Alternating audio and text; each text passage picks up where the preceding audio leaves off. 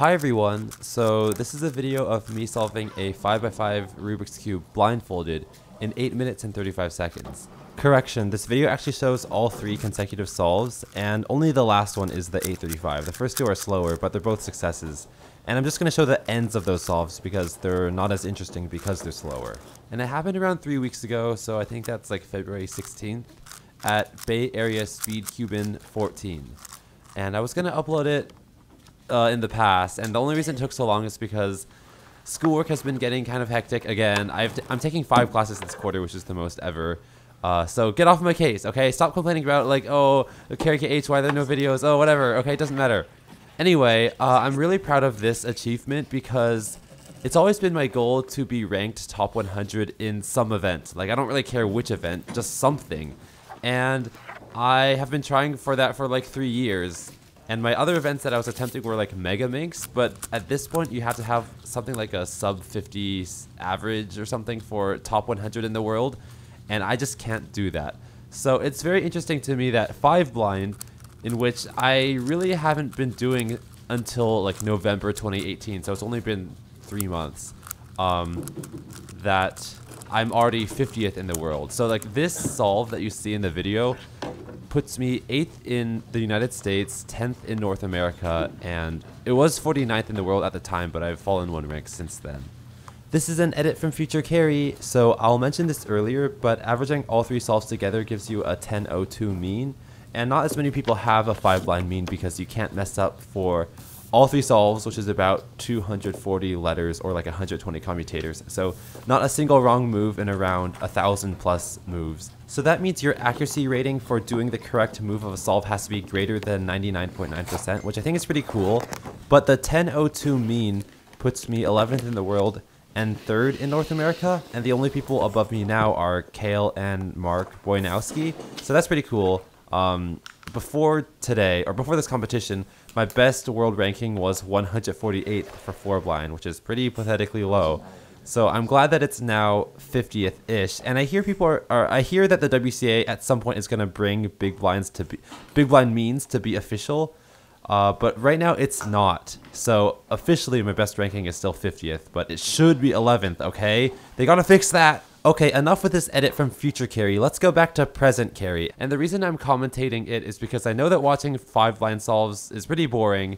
Actually, I would say that uploading anything longer than 30 seconds of a speed solve is not interesting. So I'm talking to keep you guys interested, okay? Are you fascinated by my voice? I sure hope so. Okay, I gotta stop freaking out, okay? That's like something that makes people upset, and I need to stay calm because like what if future employers are watching this? I know that future employers have watched my AI videos, and I've made cringy jokes in the past that refer to like memes or like sexual things. So I'm thinking like just to be safe, I will act very professional. And this way, nothing can bite me in the butt. Uh-oh, I shouldn't say butt. Okay, I'm acting very stupid. So let me just talk about the solve, okay?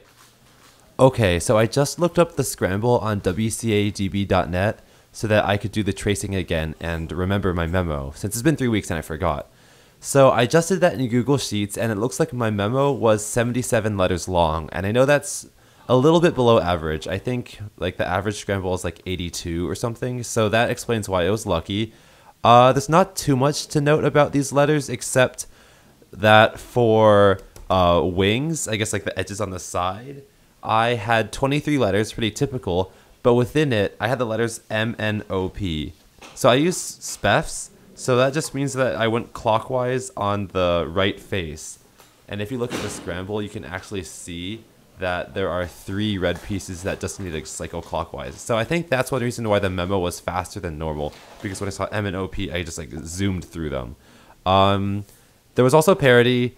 There were 7 corners and 1 twist, so I remember that as 8 letters. But that means that for wings and midges, I had to do the UB-UL swap, because I still use UBL buffer because I'm bad, whatever.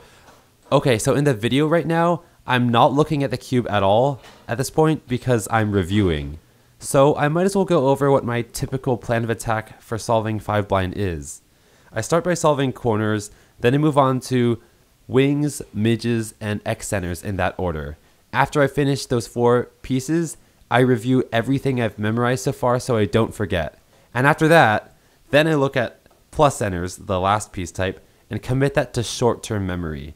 After that, I put on the blindfold and I do all of those in reverse. So that would be plus centers, X centers, midges, wings, corners. Now that review in the middle takes me around 30 seconds or maybe even 40, so that's really slow.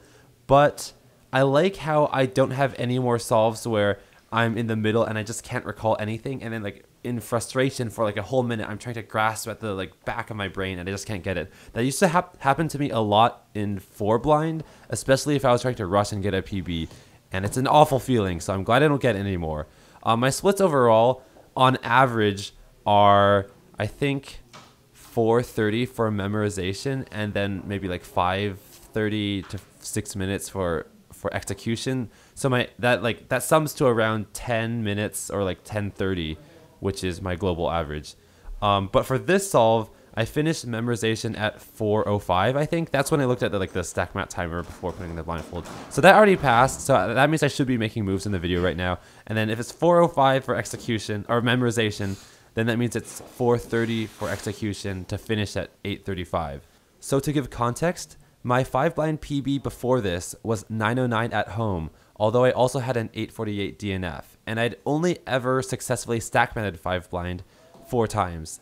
So you can understand the shock I had when I saw an 8 on the stack back timer for the first time ever, and that was also after 2 other official successful solves, which were 11:53 and 9 something. So I was already doing better than average. And then the other thing that I think is cool about this is getting 3 5 blind solves in a row is kind of rare. So I think only 40 people in the world have done it. And my mean was 10:02, which is currently 11th in the world. But that means if I had only dropped 6 seconds off of any of the solves, I would have a sub 10 mean, which would be nice. And in the first 5 blind solve, the slow one, 11:53, I had a 3 corner twist at some point, and I knew a 3 corner twist alg, but I'd only ever executed it on 3x3, so I really didn't want to risk messing up the whole solve just to get a faster time. So I did 2 double corner twist algs, which is very inefficient. And I know Graham has a video about how to do 3 corner twists better with like 2 columns, but I just didn't know that. So anyway, I missed out on sub 10 mean. There's also a part in this solve where I paused for like 5 seconds, because what happens is during wings, I have an odd number of targets, so I have to finish it off with wing parity. And the last letter was A, which is up back. So I had to swap up back and my buffer, which is down front. And wing parity, the algorithm I use swaps up back and front up, I think. So I had to use setup moves to do that. And like for all the other pieces, there are 2 common setup moves that I do. But for A in particular, it's like a very unique one. Or not unique, but like I do D prime, L prime, F. And I know that's pretty common, but like I only use that setup for A. So when it showed up, I didn't have that much practice with it since it only shows up 1 out of 23 times. So you can see that when I undo the setup, I'm very nervous because I forgot kind of what the setup was. And I was like, I didn't know if I was going to undo it correctly. Fortunately, it worked out in the end, but that just means I missed possibly an 8:30 5 blind single, whatever. Unrelated, but some other things I wanted to mention are that I technically have the 5 blind NAR for only 2019 solves, although that's going to change as soon as any of the fast people will go to a competition, which is probably going to happen tomorrow. But, you know, I got to enjoy this while it lasts, because, like, I am not a top cuber in, like, any event, so it's kind of, like, you know, I got to take what I can get, is what I'm saying. I also like the fact that this 5 blind single of 8:35 is faster than my old 4 blind PR of 8:42, which I got around July 2018. And I actually had it until like last January, even though it was like way slower than my global. But I just think that's cool, because I remember when I first got that 8:42, it already felt really fast to me because I was averaging over 10 minutes. So I just feel like 5 blind for me now is like exactly the same time range as 4 blind was over the summer. And I didn't even try that hard.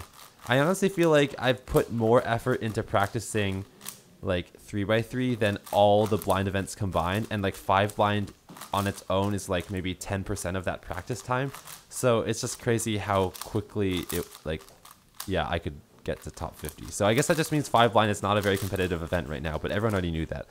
Also, I have this goal of getting the WCA's silver membership, which means you have a single and average in every event, as well as having a silver play button on YouTube, which I already have by having over 100,000 subs. But that means I have to get a clock single, clock average, and feet single and feet average. That's all I've got left. Or I could just wait for feet to get canceled. But that means I'm kind of racing Daniel Goodman because he's also going for that. I heard him say that in some video. But he needs to get to 100,000 subs. And I think he has 3 blind means. So like in the cubing sense, he's closer than me. So I'm going to practice feet a lot in the next few weeks maybe. Not sure about that actually. One more thing. This is actually the first time I won an event at a competition ever. And I had a lot of close calls in the past, including Mega Minx single best of 1 back in 2016. And Michael Chai, who is judging me here, beat me by 2 seconds. And that's because I did the OLL wrong, so I had to like redo it. So if it weren't for that wrong OLL, I would have actually beat him back in 2016. So I got second place then. And then also for FMC a few months ago, I lost to Dan P. I don't know how to pronounce his last name, but Dan P. I had a 32 move solution, he had 31, but mine was 24 moves to a 3 edge cycle. So an edge commutator is 8 moves, so typically 24 plus 8 equals 32, which I got. But if I could cancel any move, which shouldn't be that difficult, I could have at least tied him and gotten my first place. But you know what? I was really salty then, but I'm not salty now because of this. And actually, I got the only 5 blind success in that comp because I 5 blinds really hard, and Jonathan Cookmeyer and Isaac Langer, who are in this room with me in this video, they sadly DNF'd. Rest in peace, F. And the last thing I want to say is that Michael Chai and I recorded a podcast of sorts, and it's 2.5 hours long, and I haven't uploaded yet, but I might in the future. And if I did, it would come to this channel because I think it's the most cubing related of all platforms I have. I have to get to class. I'm actually already 14 minutes late for it, but I don't really care about it that much, so whatever. Bye!